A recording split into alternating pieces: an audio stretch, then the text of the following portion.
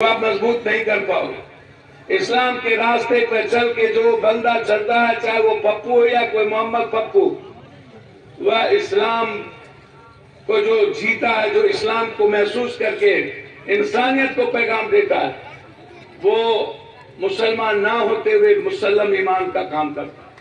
वो मैं भी हूं। मैं चलिए ना मिल करके करते। इसीलिए मैं आप सबसे आग्रह करूंगा और बहुत दिल से, आप डरे हुए विचारों के कौम के हिस्से नहीं हैं। आप जहां इस्लाम की ताकत हो वहां नफरत नहीं हो सकती, वह सिर्फ मोहब्बत के रास्ते होंगे।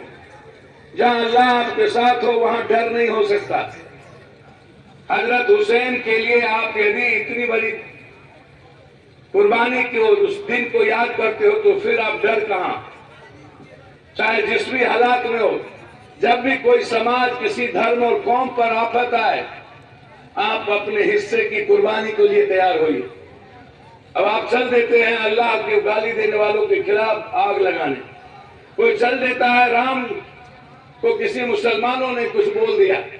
परसों इसी पूर्णिया में एक हमास और इजराइल के बंदे पर किसी ने एक पोस्ट किया और छोटे बच्चों के कारण चंपानगर में दंगा करवा दिया। जाने के बाद, पप्पू यादव के जाने के बाद मैंने बताया, आप कभी सोचते हो पूरी दुनिया ईश्वर और अल्लाह को जिसने छोड़ दिया आज खत्म होने की तैयारी में, पूरी दुनिया विश्व की ओर हम जा रहे हैं, थर्ड वर्ल्ड वार की ओर हम पहुंच रहे। ये तो खैर मनाइए कि शिया सुन्नी के बीच में अभी तक ईरान और कुवैत ने हमारे लिए आगे नहीं बढ़ा।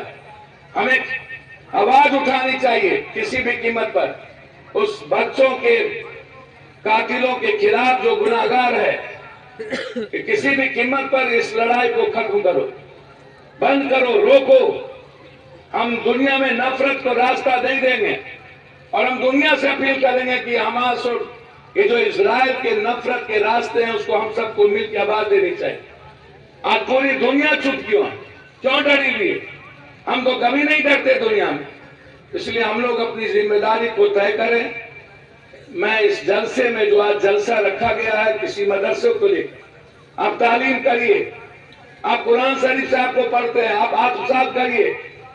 एक गीता को नहीं जानने वाला लोग कभी इंसान नहीं होगा। रामायण की जिंदगी को नहीं समझने वाला कभी वो मानवता की बात नहीं करेगा।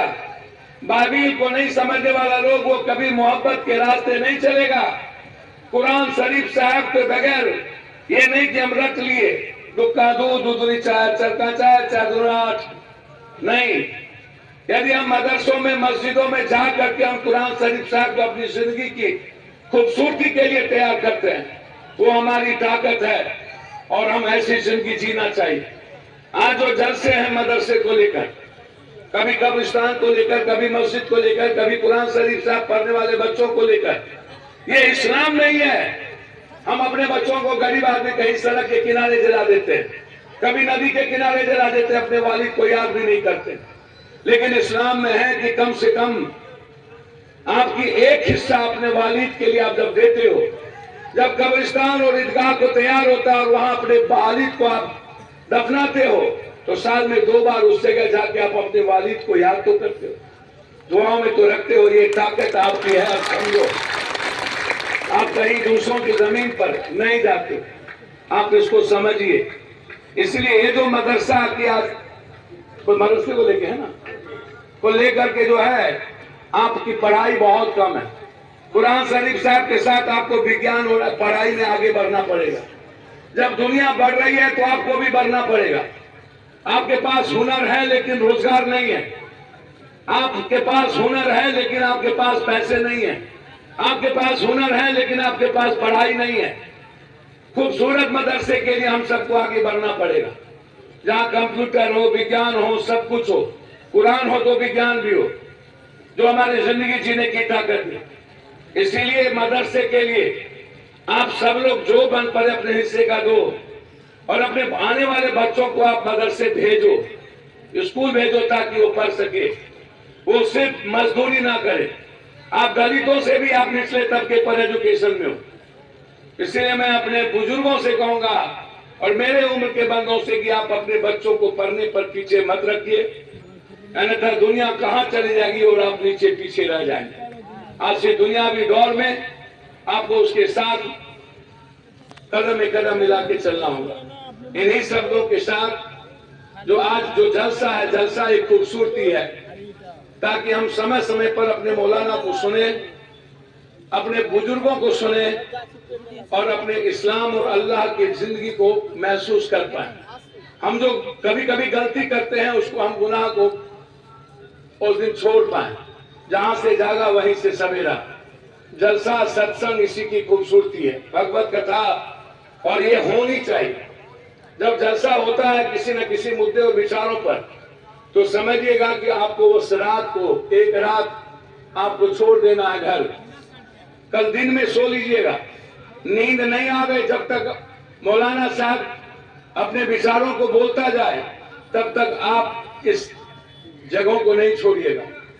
तो समझ लीजिएगा आप जगह को छोड़े और नींद में आ गए तो आप अल्लाह के कुछ हिस्से को आप छोड़ दिए।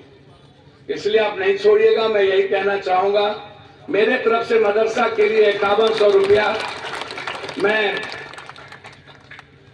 अपने जिला पार्षद और अपने नेताओं की तरफ से 5100 रुपया मदरसे के लिए मैं आपको, आगे भी जो जलसे थे उसके लिए भी मैंने कहा कि मैं भेजूंगा। इसके लिए 5100 रुपया मैं अपनी ओर से देता हूं, और जो हिस्सा मेरी जिम्मेदारी जब भी होगी मैं वहां ऐसे परिवार और व्यक्तिगत तौर पर ऐसे हिस्सों में मैं आपके शरीक होऊंगा। जब भी आपको कोई संकट होगा और आपके जीवन पर कहीं न कहीं आपकी सुरक्षा की भावना, वैसे आप मजबूत राह के राही हो, लेकिन पप्पू यादव का एक खून का कतरा आपकी सुरक्षा और आपके सम्मान के लिए खड़ा रहेगा हमेशा। मैं दिल से आपको कह रहा हूं कि मेरा जीने या मेरी जिंदगी आपकी है। मैं इससे भरा दूंगा, आप चिंता न करिए। जो कमेगा वो मैं दे दूंगा। मैं पप्पू हूं, जब दुनिया को देता हूं तो अपने घर को कुछ भी कर सकता हूं, इसलिए आप चिंता न करें। इसीलिए आप सब लोग, मैं पुत्रवत हूं, जब भी आप नमाज पढ़ना दुआओं में पप्पू को याद रखना। हमेशा दुआ में अपने भाई को, अपने बेटे को याद रखना। मैं आपका पुत्रवत हूं, भ्रातृत्व हूं। मेरी जिंदगी आपके दी हुई है और मेरी जिंदगी का एक एक पल इंसानियत के लिए और आपके मुस्कुराहट के लिए होगी। दुनिया की कोई ताकत आप पर उंगली नहीं उठा पाएगा। दुनिया की कोई भी नजरें आपको देख नहीं पाएगी। आपको देखने के पहले उससे पप्पू के लाश से गुजरना होगा, ये आप भरोसा रखिएगा। जिंदगी का हर हिस्सा आपका है। इन्हीं शब्दों के साथ पुनः एक बार आए हुए अतिथियों का, अतिथि देवो बाबा, उनका सम्मान करते हुए, अपने बुजुर्गों से आशीर्वाद और दुआ लेते हुए, मैं इस आज के जलसे के सभी सम्मानित अपने युवाओं को, अनुज को, अपने भाई को और अपने बुजुर्गों का, कि आपने हमें ऐसे समय में बुलाया और एक ऐसा सिपाही खड़ा कर दिया। जिला पार्षद जी, उधर जिया और प्रमुख जी, सभी लोग पीछे पड़े रहते, कहाँ हो, जल्दी आओ। जिन्हें भी नहीं, सुई ले रहा है, जल्दी आओ। अब ये देखिए पसीना शुरू हो।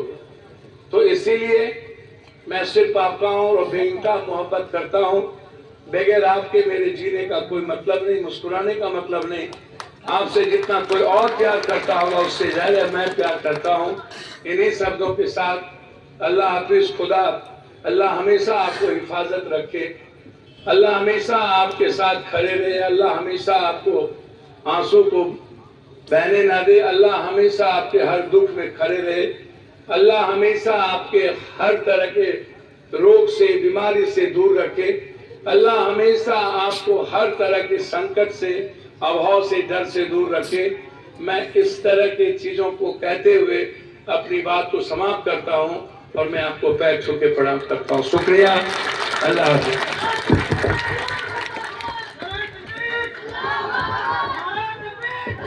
हमारे बीच आदरणीय माननीय संसद साहब